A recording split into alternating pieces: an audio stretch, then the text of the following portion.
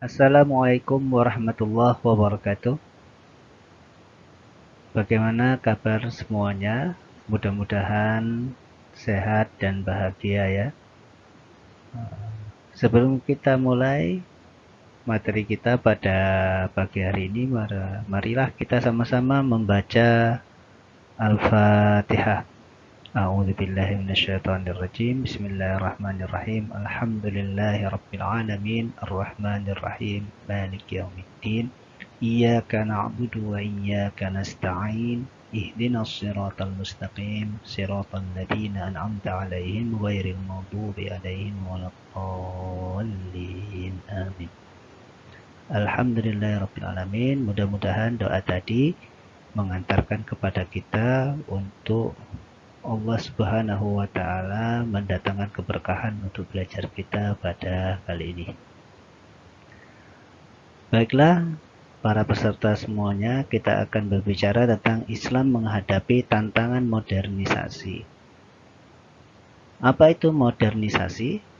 Secara sederhana, modernisasi berasal dari kata dasar modern yang berarti sesuatu yang baru atau sesuai dengan zaman sekarang.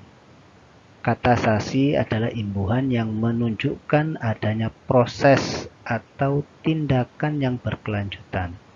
Jadi, modernisasi merujuk pada proses atau usaha untuk membuat sesuatu lebih modern atau lebih sesuai dengan perkembangan zaman. Dalam hal ini, kata sasi berfungsi untuk mengubah kata dasar modern menjadi kata yang menunjukkan proses perubahan atau penerapan sesuatu yang lebih modern dalam satu sistem atau cara hidup. Contohnya, misal modernisasi dalam bidang pendidikan berarti mengubah cara-cara pendidikan agar sesuai dengan perkembangan zaman. Dulu mungkin orang belajar hanya mengandalkan tempat dan harus bertatap muka langsung. Sekarang dengan adanya modernisasi dalam dunia pendidikan, orang-orang bisa belajar dengan daring. Nah, ini salah satu bentuk cara belajar modern. Nah, dalam dunia modern itu juga ada tantangan-tantangan yang harus dihadapi oleh Islam sendiri. Apa saja ya kemodernan yang menjadi tantangan bagi Islam, ya kita akan bicara pada pertemuan kali ini. Ya, sebelum kita mulai, kita dengarkan quote dulu dari Kunto Wijoyo, sosiolog ya, Indonesia ya. Mudah-mudahan Allah Subhanahu wa taala merahmati beliau. Rasio mengajari manusia cara berpikir, bukan cara hidup. Rasio menciptakan alat-alat, bukan kesadaran. Rasio mengajari cara manusia untuk hidup, bukan memaknainya. Sehingga pada akhirnya manusia menjalani hidup tanpa makna. Ini adalah nasihat dari Kunto Wijoyo yang menunjukkan bahwa rasio itu bukan satu-satunya jalan untuk kita hidup. Artinya jangan mengandalkan rasio kalau ingin menjadikan hidup kita bermakna. Jika ingin hidup dengan makna atau hidup kita berarti, maka salah satu jalan yang harus ditempuh adalah menggabungkan rasio dengan agama. Ya, oke, next. Standar kompetensi. Mahasiswa menjadi terbuka dan tanggap terhadap dinamika kehidupan modern dengan mengaktualisasikan prinsip al-muhafadzah 'alal qadim as-shalih wal akhdhu bil jadid al-aslah. Maksudnya adalah dengan belajar Islam menghadapi tantangan modernisasi ini, kita sebagai umat Islam terbuka dan tanggap serta menerima dengan dinamika kehidupan modern yang ada saat ini. Tapi cara mengaktualisasikan kemodernan itu kita harus memegang prinsip al-muhafadzah al-qadim as-sholih. Apa itu? Menjaga tradisi-tradisi lama yang baik dan mengambil tradisi baru atau tradisi yang modern yang saat ini yang lebih baik. Nah, jadi yang lama baik tetap dijaga, yang baik pada saat ini juga tetap diambil. Sehingga apa? Berikhtiar secara maksimal dengan sabar, ikhlas, tawakal untuk mengembangkan ilmu dan profesi. Nah, jadi dari sini kita mudah-mudahan semakin semangat untuk mengembangkan ilmu pengetahuan dan profesi kita. Kemudian mampu menganalisis ajaran Islam dalam konteks kemodernan dan keindonesiaan. Mampu menganalisis konsep iptek, politik, sosial budaya, ekonomi, dan pendidikan dalam perspektif Islam. Jadi kita lihat bagaimana cara pandang Islam terhadap iptek, politik, sosial budaya, dan ekonomi. Termasuk pendidikan. Bagaimana perspektif Islam memandang itu. Kemudian menyajikan hasil proyek kerja tentang implementasi ajaran Islam dalam konteks kemodernan dan keindonesiaan, serta mampu menyajikan mozaik khusus dan solusi terkait konsep iptek politik sosial kebudayaan. Ini mudah-mudahan jika ada proyek nanti di akhir ini kita akan diskusikan lebih lanjut.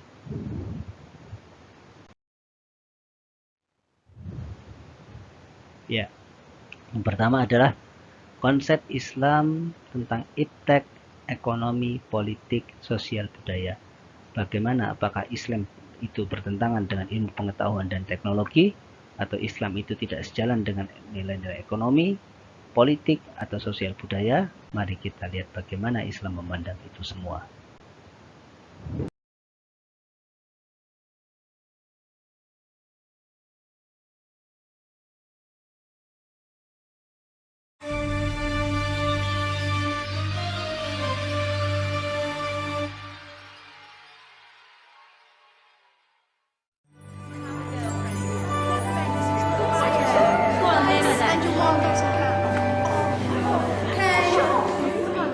Okay, class. Shh.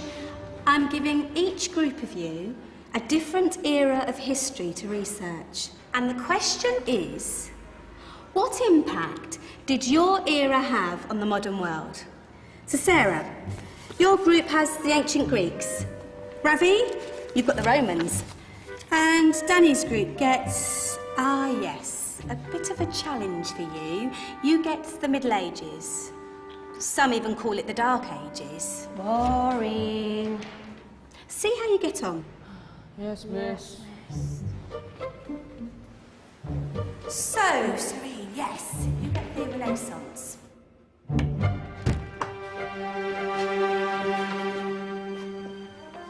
Is that the librarian? I guess so. How are the Dark Ages going to have anything to do with us? Excuse me. Sorry to bother you. What do you want? We need to find out what impact the Dark Ages had on the modern world. Never was a period of history so poorly named. Don't touch. It's priceless. And I suppose someone's been filling your head with the usual nonsense, eh? 1,000 wasted years. A black hole in history, am I right? Yeah, sort of. You see, it's always the same. You assume it was all mud, disease, death and destruction, with marauding mobs of barbarians ripping down the good of former civilizations, burning and plundering as they went, nothing of any worth invented either, eh? Oh, no. Go on, Beofrey. Sorry to bother you. Come on, it's probably not worth it. Everyone knows that the Greeks and Romans invented everything anyway. Oh, did they now? And you're sure about that, are you? You know, I might just have something for you. He seems to be up to the task. I suppose I could... Follow me. I've got just the book for you.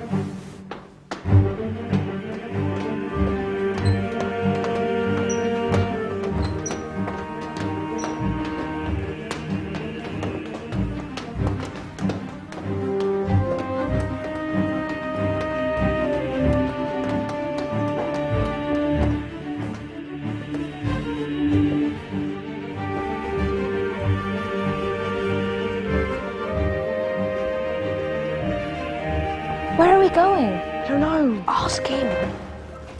Excuse me, where are we going? From darkness into light, my young friend. From ocean onto land, there are things you should know. Oh, yes, indeed. Yes, indeed.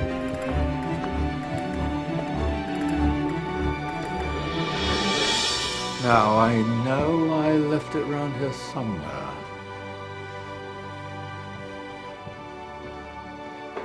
Ah, here it is. Now, take a look. If you dare.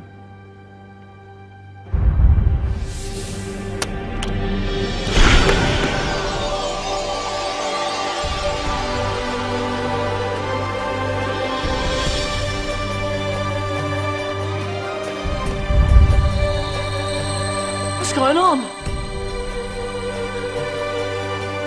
Welcome to the Dark Ages, or as it should be known, the Golden Ages. Who are you? I am Al-Jazari, engineer and ingenious inventor. I thought you said this was the Dark Ages. It doesn't look very dark. That's because it's all a matter of perspective, my soon-to-be illuminated friend. Of course, there are parts of the world that weren't dark at all, but in a civilization that stretched from Spain to China, the golden rays of discovery and invention shone over everything. What civilization? The Muslim civilization, my young friend. Through scholars and scientists of various faiths, some of the most important discoveries known to man were made at this time. Discoveries that drew on knowledge of the ancients, but have more connections with your modern world than you could possibly ever imagine. Like what? Well, all sorts of things. I've got to get a picture of this. I knew it was a good idea. Who are you? Allow me to introduce Ibn al-Haytham, a great scientist whose ideas led to the invention of the camera. You invented the camera?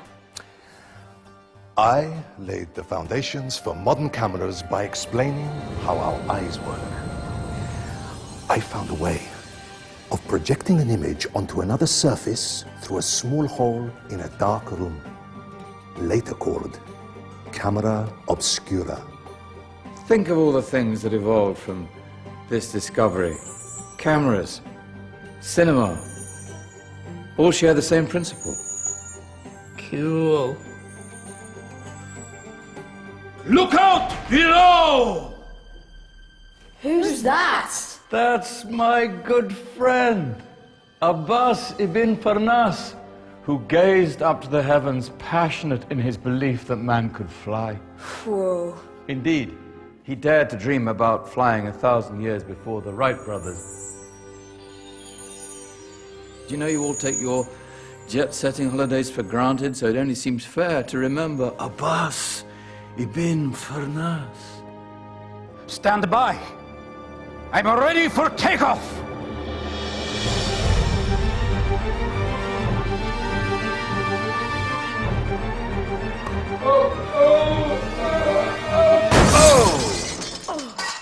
He did forget one thing, though.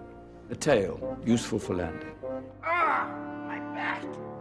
Is there a doctor in the house? Did someone call? Ah, my old friend, why don't you introduce yourself to my young guests? I am Abul Qasim al-Zahrawi. Many call me the father of surgery.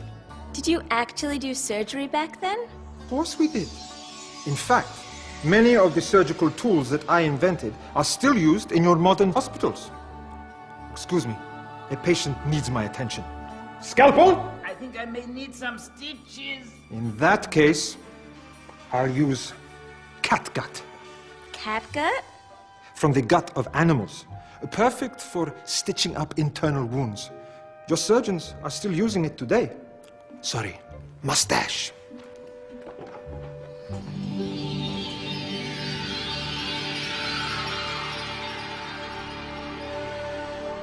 Who's she?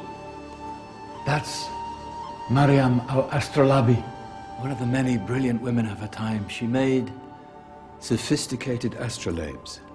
Astro what? Astrolabes. They show the sky and the stars on a small flat plate you can hold in your hand. Think of them as ancient calculating or timekeeping devices. Today you have your watch, your compass, satellite navigation, helping people and explorers travel the world. Science at its brilliant best. And all these things were developed during the Golden Ages. And that's just the tip of the iceberg. There were thousands of other inventions covering all areas of life, and in the years that followed, their influence spread across the whole of medieval Europe. So you see, it wasn't so dark after all. What about you? Me? What did you invent? Well, I don't want to be big-headed, but I made some groundbreaking advances in engineering. I suppose my most significant discovery converted rotary motion into linear motion using a crank and connecting rod. It's essential in pumps and engines. In fact, I've no idea how the Industrial Revolution could have happened hundreds of years later without such a device. Not that I ever get the credit I deserve.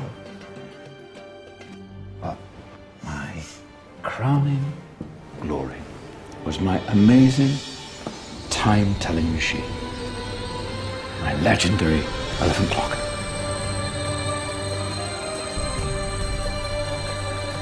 It's a clock. Yes. Dozens of components collected from different cultures around the world. Indian, Greek, Arabian, Egyptian, Chinese. Wow. A United Nations clock. That is pretty cool. Does it actually tell the time? Wow, yes, of course. If it wasn't for me, thousands of people would be late for everything. Speaking of time, we better get you back. And remember, spread the word. This was a golden age, and I've only shown you a tiny part of this wondrous time. There are countless other scientists and inventions directly connected to your modern world. You're just going to have to find out for yourselves. No, wait.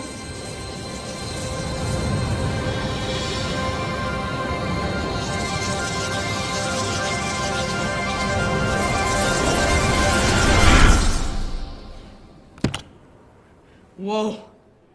Did you? Yeah. That wasn't quite so boring.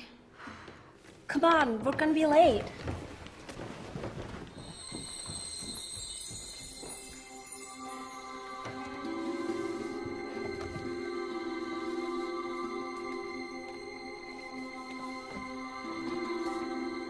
So, what have we learned?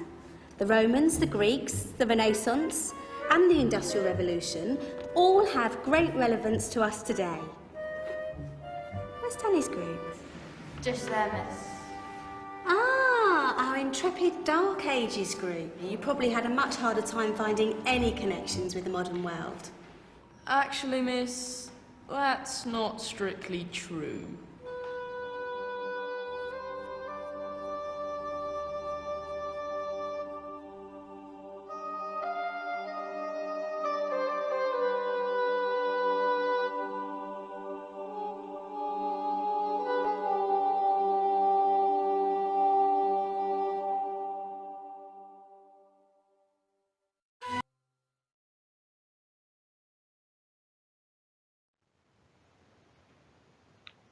Nah, setelah Anda lihat video tadi, Jadi Islam sama sekali tidak bertentangan dengan ilmu pengetahuan, bahkan Islam mendukung umatnya untuk menjadi orang yang berilmu.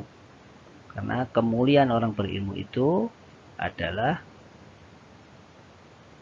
sebagai hamba yang takut pada Allah Subhanahu wa taala dan hamba yang takwa kepada Allah Subhanahu wa taala. Di sini Anda bisa baca, Islam tidak membedakan antara satu disiplin ilmu dan disiplin ilmu lainnya.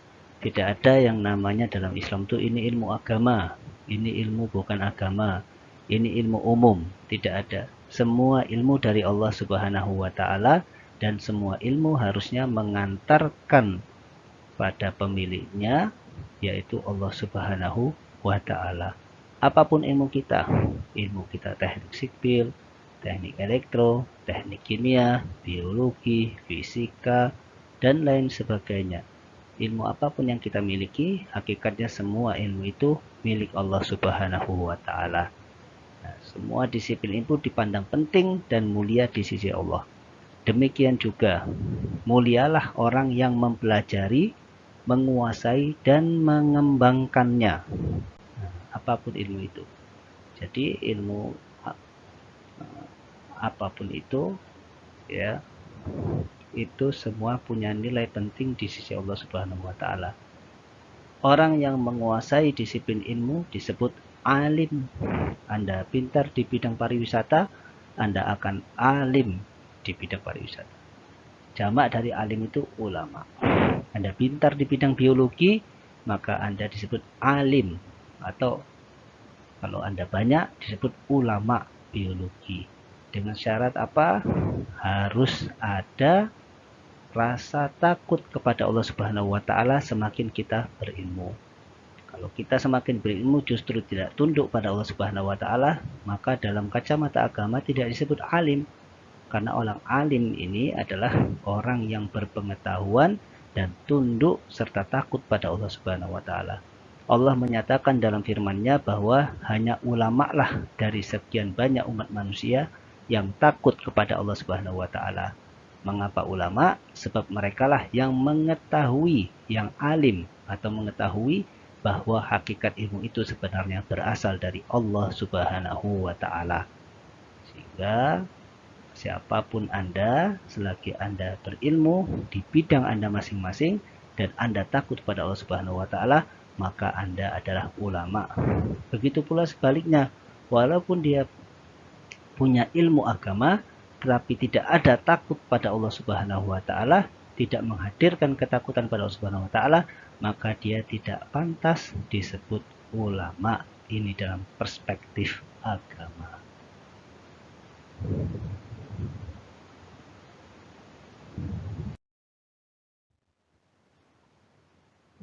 Oke. Tugas. Silakan Anda sebutkan 10 tokoh ilmuwan muslim di dunia di bidang keilmuan Anda masing-masing disertai karya-karyanya. Kalau Anda di bidang biologi, coba Anda sebutkan 10 tokoh ilmuwan muslim di dunia di bidang biologi serta karya-karyanya apa saja. Kemudian Anda di bidang teknik sipil, coba Anda sebutkan. Di bidang teknik elektro, coba sebutkan. Di bidang seni kuliner, coba sebutkan. Di bidang pengadaan konferensi acara, misalnya, silakan sebutkan. Jadi bidang apapun Anda, coba Anda sebutkan 10 tokoh ilmuwan muslim di dunia di bidang tersebut. Tulis dengan kertas ya, 10, buat kolom tabel 10 tokohnya dan 10 karya-karyanya apa saja. Itu bisa dibuat 3, kolom 1 nomor, kolom 2 nama tokohnya, kolom 3 siapa apa saja karya-karyanya. Difoto, fotonya dijadikan PDF dan silakan dikumpulkan di drive masing-masing di foldernya masing-masing. Oke, next ya.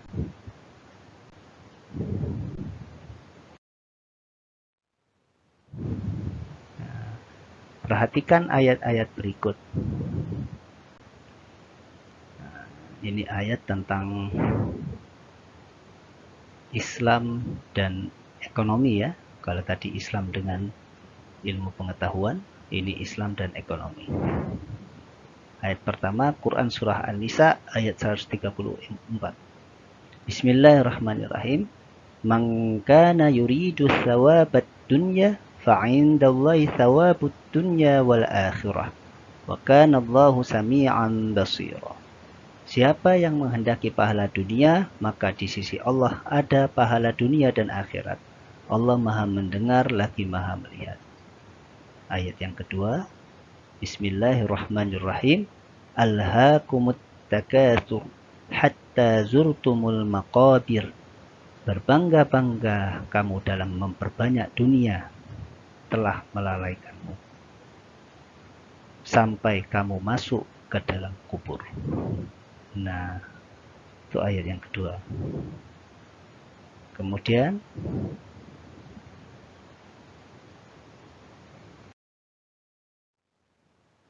ayat yang ketiga, perhatikan ayat berikut. Bismillahirrahmanirrahim. Qul in kana aba'ukum wa abna'ukum wa ikhwanukum wa azwajukum wa ashiratukum wa amwalun iqtaraftumuha wa tijaratun takhshawna kasadaha wa masakinu tardawnaha ahabba ilaikum minallahi wa rasulih wa jihadin fi sabilihi fatarabbasu hatta ya'tiyallahu bi amrih wallahu la yahdil qaumal fasiqin. Katakanlah hai Muhammad sallallahu alaihi wasallam, jika bapak-bapakmu, anak-anakmu, saudara-saudaramu, pasangan-pasanganmu, keluargamu, harta kekayaan yang kamu usahakan, dan perniagaan atau usaha atau bisnis yang kamu khawatirkan kerugiannya, serta tempat tinggal yang kamu sukai lebih kamu cintai daripada Allah dan Rasul-Nya dan daripada berjihad di jalan Allah, tunggulah sampai Allah mendatangkan keputusannya. Allah tidak memberi petunjuk kepada kaum yang fasik. Nah, nanti Anda coba searching apa makna fasik dan seterusnya. Ya, next.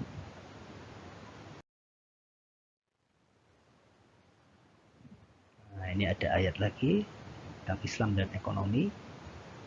Bismillahirrahmanirrahim. Yas'alunaka 'anil khamri wal maisir. Qul fihima ithmun kabirun wa manafi'u lin-nasi wa ithmuhuma akbaru min naf'ihima. Wa yas'alunaka madza yunfiqun. Qulil 'afw. Kadzalika yubayyinu Allahu lakumul ayati la'allakum tatafakkarun. Mereka bertanya kepadamu, wahai Nabi sallallahu alaihi wasallam, tentang khamr dan judi. Katakanlah, pada keduanya terdapat dosa besar dan beberapa manfaat bagi manusia. Akan tetapi dosa keduanya lebih besar daripada manfaatnya. Mereka juga bertanya kepadamu tentang apa yang mereka infakkan. Katakanlah, yang diinfakkan adalah kelebihan dari apa yang diperlukan. Demikianlah Allah menerangkan ayat-ayatnya kepadamu agar kamu berpikir. Nah, ini Quran Surah Al-Baqarah ayat 219.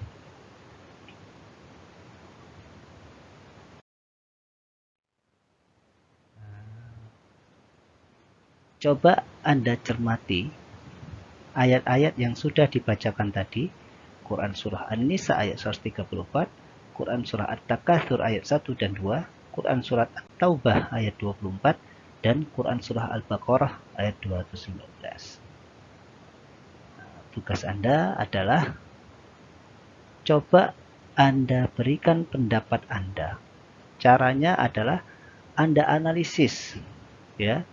Analisis, Anda buat perbandingan antara karakter manusia berbasis ekonomi Islam dan karakter manusia berbasis prinsip-prinsip ekonomi lainnya. Ada prinsip ekonomi kapitalis, ada prinsip ekonomi yang lainnya selain Islam. Anda buat perbandingan, coba. Dengan dasar Quran Surah An-Nisa, Quran Surah At-Taubah, At-Takatsur, Al-Baqarah yang sudah kita bacakan tadi. Anda cermati ayat-ayat tadi, kemudian Anda baca coba terjemahannya, kalau ada tafsirnya Anda baca tafsirnya, kemudian Anda lakukan analisis perbandingan bagaimana karakter manusia berbasis ekonomi Islam dan karakter manusia berbasis prinsip ekonomi lainnya. Anda tulis di kertas seperti biasa, kemudian Anda foto, bisa Anda upload nanti di Drive. Satukan dengan tugas yang sebelumnya. Oke ya. Baik.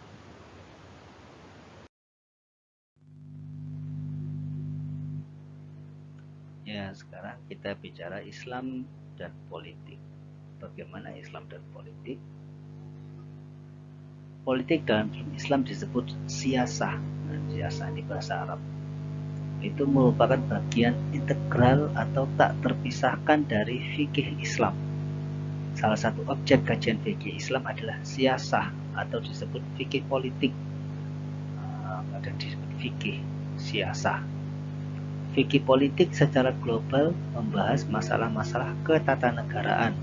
Dalam bahasa Arabnya siyasah dusturiyah atau hukum internasional, siyasah dauliyah dan hukum yang mengatur politik keuangan negara, siyasah maliyah. Anda bisa cek di handbook halaman 218 ya. Silakan dicek handbooknya masing-masing.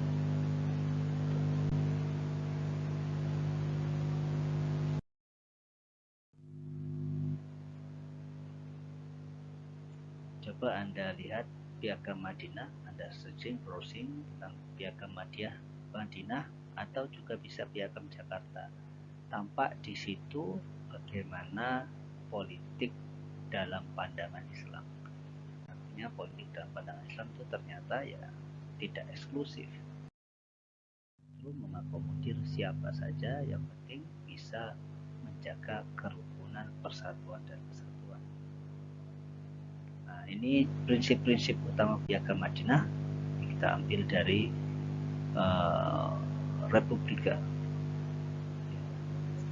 Piagam Madinah itu sebuah kesepakatan yang dibuat oleh Rasulullah SAW untuk masyarakat yang beragam ketika Nabi SAW hijrah dan di Madinah.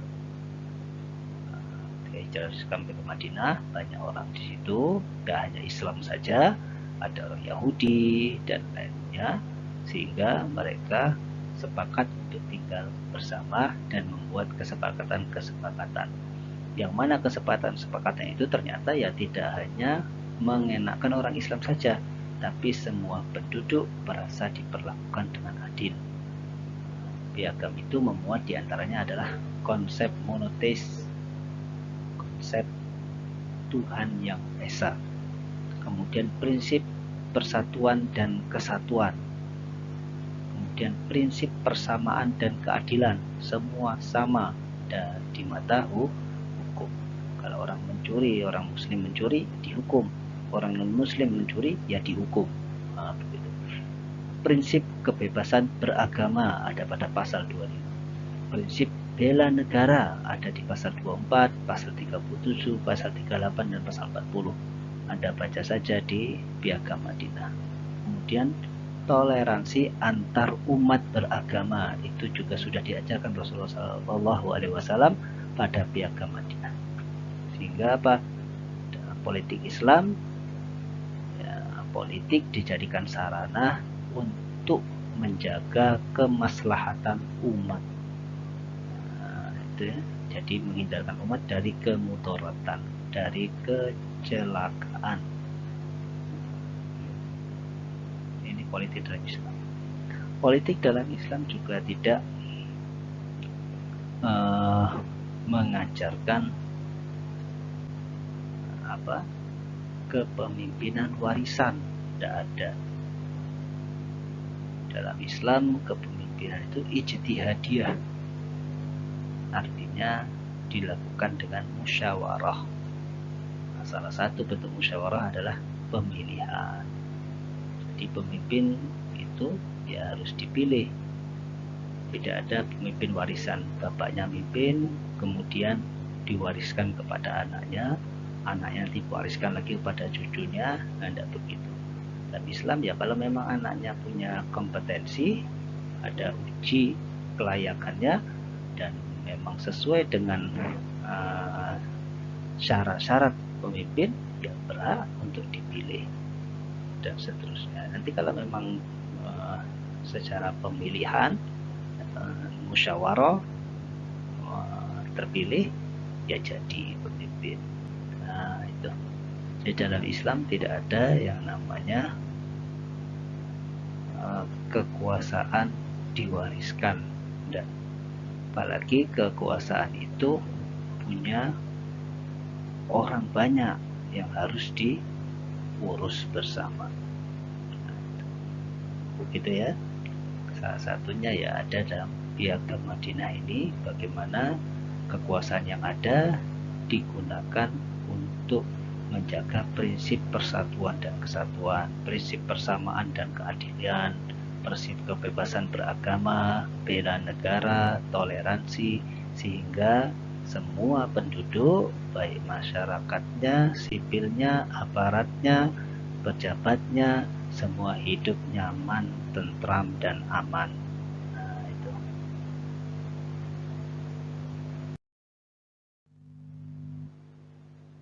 Ini diantara prinsip-prinsip politik Islam. Jadi politik dalam Islam harus amanah. Adalah prinsip keadilan. Al-hurriyah, prinsip kemerdekaan. Al-musawah, prinsip kesetaraan. Kemudian ada at-tabadul ijtima, tanggung jawab sosial. Argumen kompatibel Islam dan tantangan modernisasi.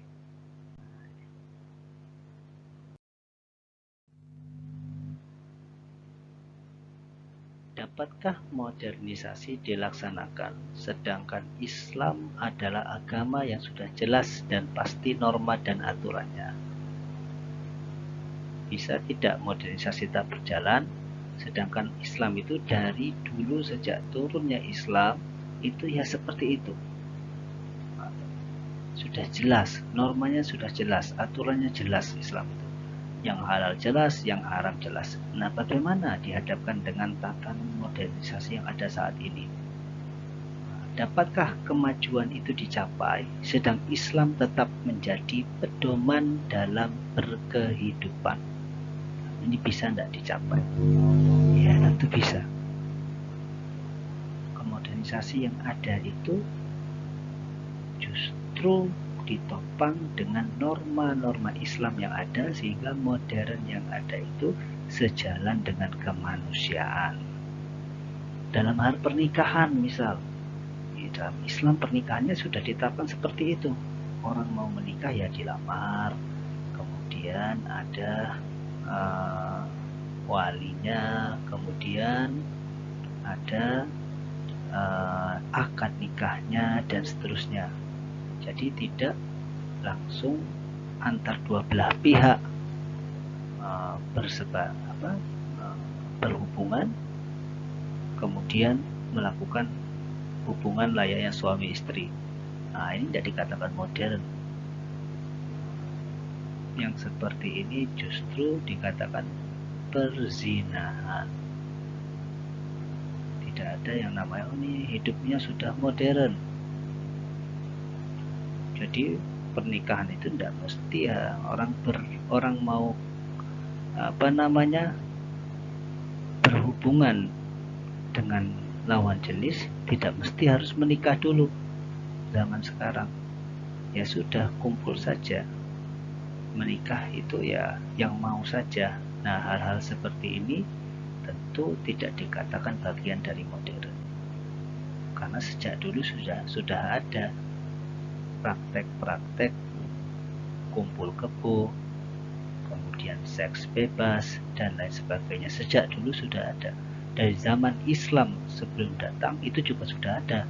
Dengan adanya Islam, praktek seks bebas, praktek hubungan sebelum pernikahan dan lain sebagainya itu di-cut. Kemudian diberikan solusi alternatif budaya yang baru, yang modern, dari pergaulan yang tidak teratur seperti itu dan tidak memanusiakan manusia. Sehingga apa? Dipatenkanlah dalam Islam kalau mau menyalurkan hasrat biologis harus melalui pernikahan dengan cara yang sah, halal, dan baik, yang sebagaimana kita lakukan pada saat ini atau yang kita kenal pada saat ini. Nah, itu dalam contoh pernikahan. Itu ya.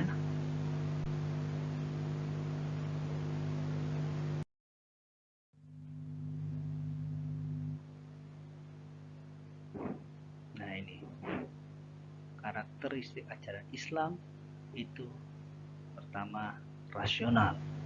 Ajaran Islam itu pasti sesuai dengan akal dan nalar manusia. Misal dalam hal pernikahan, hubungan seksual, nah itu pasti dengan sesuai dengan nalar manusia. Kumpul kebo itu tidak sesuai nalar. Kemudian seks bebas juga tidak sesuai dengan nalar. Tidak sesuai. Kemudian hukum itu tumpul ke atas, tajam ke bawah, itu tidak sesuai dengan nalar. Dalam Islam tidak boleh, siapapun yang mencuri harus dihukum. Islam pasti rasional. Kemudian apapun yang diajarkan oleh Islam itu pasti sejalan dengan kemanusiaan, sesuai dengan fitrah manusia. Sesuai dengan fitrah artinya sesuai dengan kemanusiaan. Yang perempuan itu seperti ini, yang laki-laki seperti ini, itu pasti sesuai dengan fitrahnya. Itu dengan ajaran Islam. Perempuan ketika haid tidak puasa, nah, atau tidak sholat, nah, itu sesuai dengan fitrahnya. Itu juga laki-laki sebagai penanggung jawab, mencari nafkah dan lain sebagainya, itu sesuai dengan kemanusiaan. Laki-laki dan perempuan itu sama di hadapan Allah Subhanahu wa Ta'ala. Nah, itu sesuai dengan fitrah manusia. Tidak ada yang merasa lebih tinggi daripada antara satu dengan yang lain. Semuanya setara. Kemudian tidak mengandung kesulitan. Ajaran itu tidak sulit. Tidak bisa Anda sholat berdiri, ya duduk. Tidak bisa duduk berbaring. Anda belum mampu untuk melakukan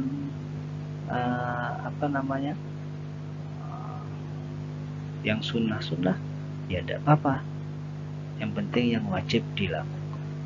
Nah, itu. Jadi tidak mengandung kesulitan.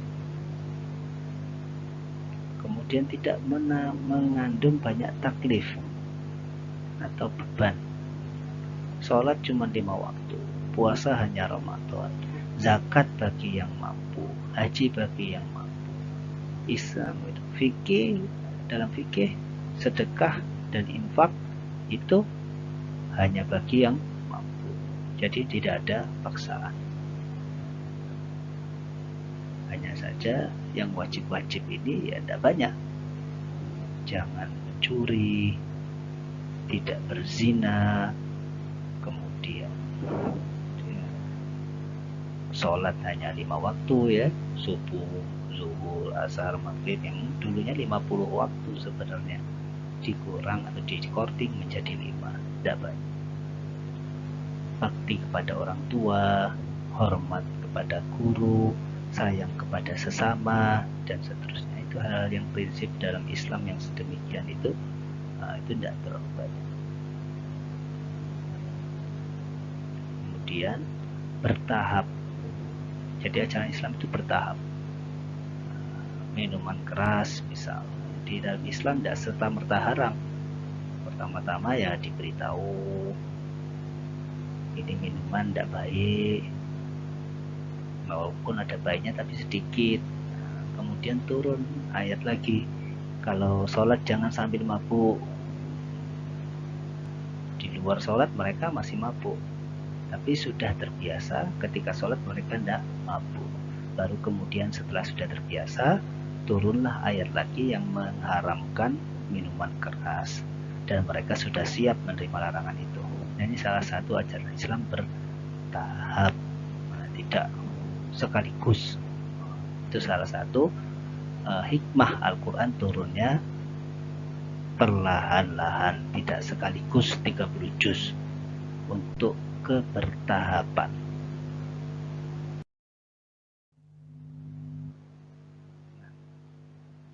Ini Kunto Wijoyo mengatakan ada 5 program reinterpretasi untuk memerankan kembali misi rasional dan empiris Islam yang dilaksanakan saat ini dalam rangka menghadapi modernisasi. Ini kata Kunto Wijoyo. Apa saja 5 prinsip itu? Nah, coba Anda baca dengan seksama 5 program ini di handbook Anda. Ya. Yang pertama, tafsir sosial struktural ketimbang tafsir individual. Yang kedua, mengubah cara berpikir subjektif ke cara berpikir objektif. Yang ketiga, mengubah Islam normatif menjadi teoritis. Keempat, mengubah pemahaman ahistoris menjadi historis. Kelima, merumuskan formulasi wahyu yang umum menjadi spesifik dan empiris. Nah, tugas Anda adalah coba Anda rangkum keterangan dari 5 program tersebut.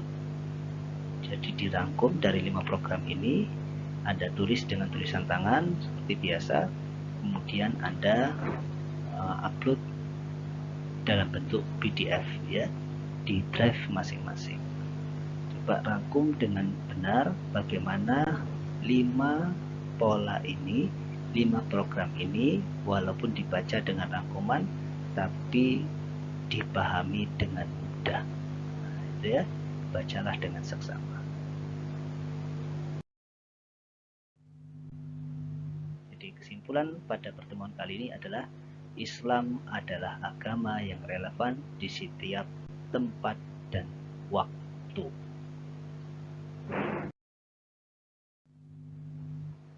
Next, kita akan bicara tentang kontribusi Islam dalam pengembangan peradaban dunia.